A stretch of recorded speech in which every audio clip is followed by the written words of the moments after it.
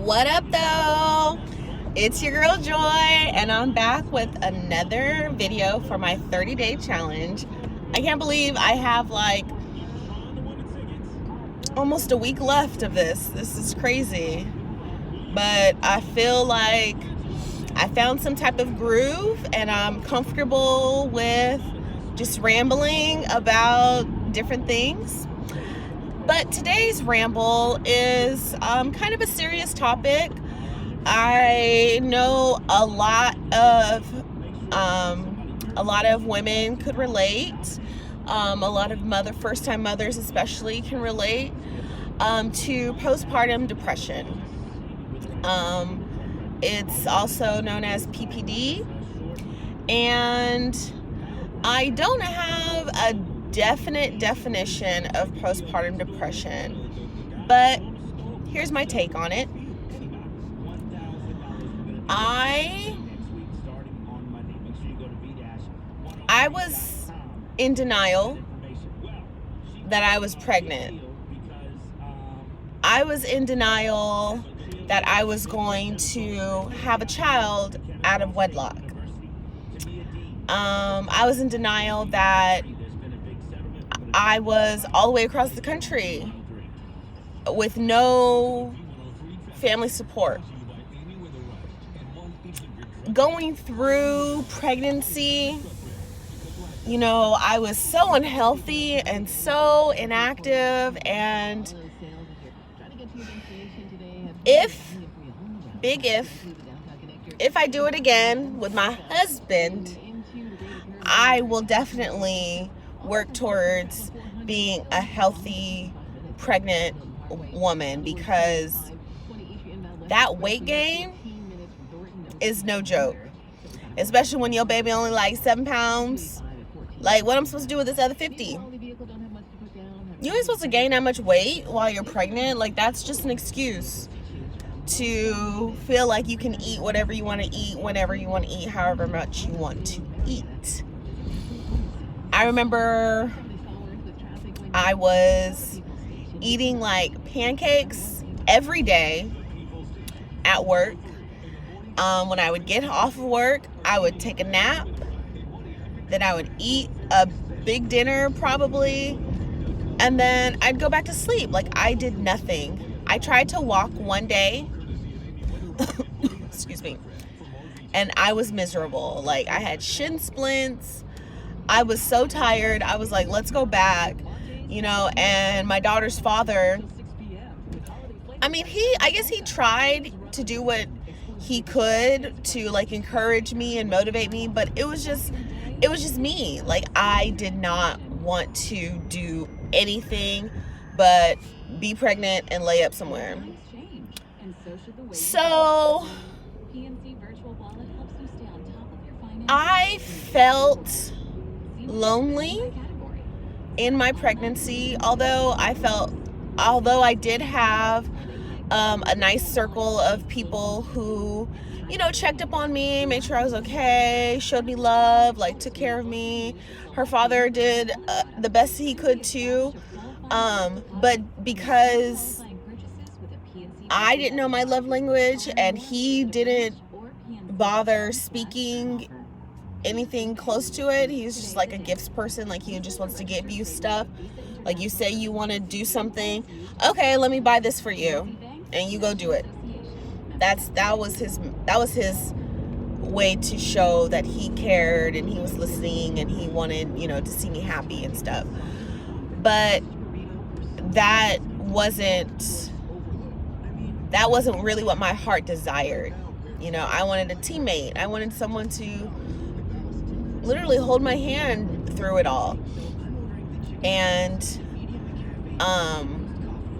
because our work schedules were so different and I would always have to go to sleep early, he would stay up later. I couldn't sleep with the TV on.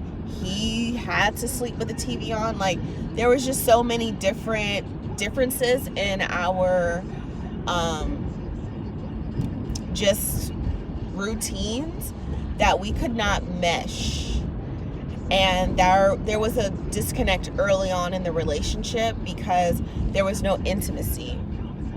So That's what I mean when I felt lonely. You know, I didn't have anyone rubbing my belly at night or rubbing my back. Not consistently. You know, he did jump out of bed when I had like Charlie horses and stuff because I wasn't drinking enough water or I was just eating too much salt or just whatever. You know, he would wake up and rub out my Charlie horses, which I'm thankful for. But I guess I just, in my mind, pictured my pregnancy going a lot differently. And I remember crying in the shower a lot. And I didn't want to because I didn't want my baby to be like a crybaby. You know how they say that?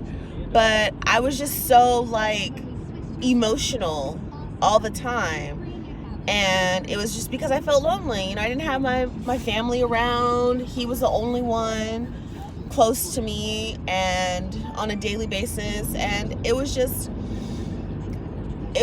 like crazy that I was going through a whole chapter in my life alone, in a sense.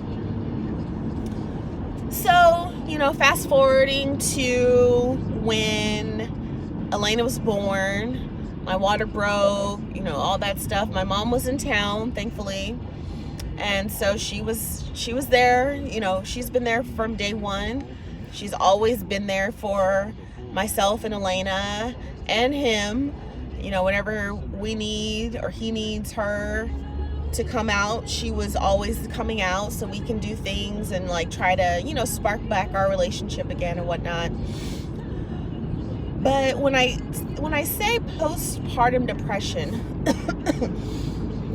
I guess to me, I had to grow in love with my daughter.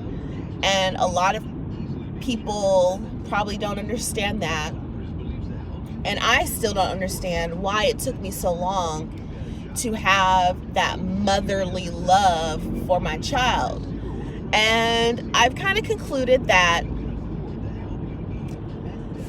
I had to have an emergency C-section. And so if you've ever had anyone in your life that has had a C-section, you know there's a period of time where you are away from the child.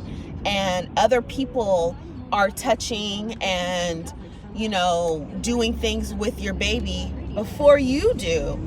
They even fed my baby formula before I could start nursing her. There was just so much that I felt like I missed, even in that first like hour of her life. Honestly, I don't even know how long it was. I was so drugged up. I don't know how long the time was between, but I didn't know what to do with a baby. I had this baby and now I have this body from having this baby, and I just didn't know what to do with it all. I didn't know how to register it. I was just so tired and assuming that the baby was going to fix my relationship, you know, bring us closer, when in reality he did what anyone should continue to do, which is live his life. He continued to live his life. He continued to be out hanging out with his friend every night. You know, he continued to sleep on the couch every night. He got us a big bed so that, you know, we would have enough room for the whole family. He never slept in the bed. And so there was just so much like resentment from that breaking point. I just felt like a vessel. Like I felt like I had no meaning in my life whatsoever. I didn't know who I was anymore. I lost my whole identity. And of course it wasn't that I hated my child, but I just didn't know how to love her the way a mother is supposed to love her child. And partly, well, a lot, majoritarily, is that a word? Was because I didn't love myself anymore. I didn't want to look in the mirror. I didn't feed myself, healthy things. I didn't take care of my body. I just didn't like who I was, and I didn't know how to merge my life, who I was, my identity about who I was, into a mother, and continue to go forward as myself, as a mother, as his woman.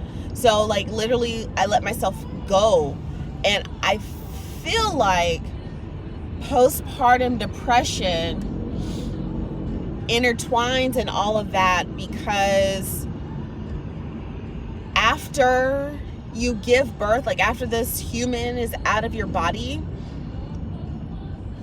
what purpose do I have now? Like, no one cares about me anymore because the baby's here. Like, I seriously felt like just a vessel. I did not feel loved by her father.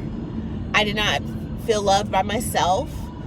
I didn't know if she loved me, you know. I didn't get to push her out, and I feel like that kind of took a little bit too.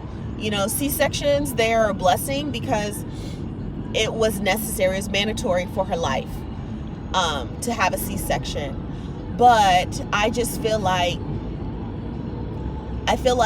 a bond can be viewed stronger when, you know, the baby is able to come right to the mother, right then and there, right away. Like, ain't no going here, there, everywhere. Like, come to me. Like, I felt like because I missed that opportunity to have her come to me, there was like a delay in my growing affection for her. Now I'm obsessed with her. Like, please, that's my baby, that's my girl. She is so funny to me. She has my personality. Like, she's so spunky and she amazes me every day. I call her Amazing Elena. Ever since she's been born, I've been calling her Amazing Elena, and she seriously is amazing. So I guess I just wanted to throw that out there, because I know I'm not the only one who may have felt this way. And if I am, like, well, shoot me, because I'm human and I didn't know how to work through this whole new life that I had. Like, yes, on her birthday was also my Mother's Day. Like, I look at it like that tremendously. Like, her birthday is my birthday as a mother. Like, that, we're day ones again, you know? So I just want to encourage someone who may be getting ready to have a baby, or maybe had a baby and just don't know what to do with yourself. I just want you to try to remember who you are. And if you can't, this is the perfect opportunity to reinvent yourself, because you have that choice. And it's a privilege to be whoever you want to be, especially for your child. I don't have a lot of money. I don't have a lot of things, material things. She doesn't have a lot of toys in my home. But what I do have is me. Like, I have my hands, my legs, you know, my back. I'm the best horse for her. I'm the best roly-poly with her. You know, I'm the best dance partner with her. So I definitely try to use what I have. Use what I have to show her that she doesn't have to be thrown a tablet to be entertained. That's what I try to get away from. Yeah, there's gonna be times that I need to distract her, especially when I'm doing her hair or something, and she can go ahead with her electronics. But for the most part, I try to keep that out of her view, just so that she can use her imagination, be creative, you know, do other things that don't require her to be stuck in front of a TV screen. That's kind of rambling onto another topic. PPD is real. It's serious. And don't hesitate to reach out to anyone for the health that is needed for you and your child.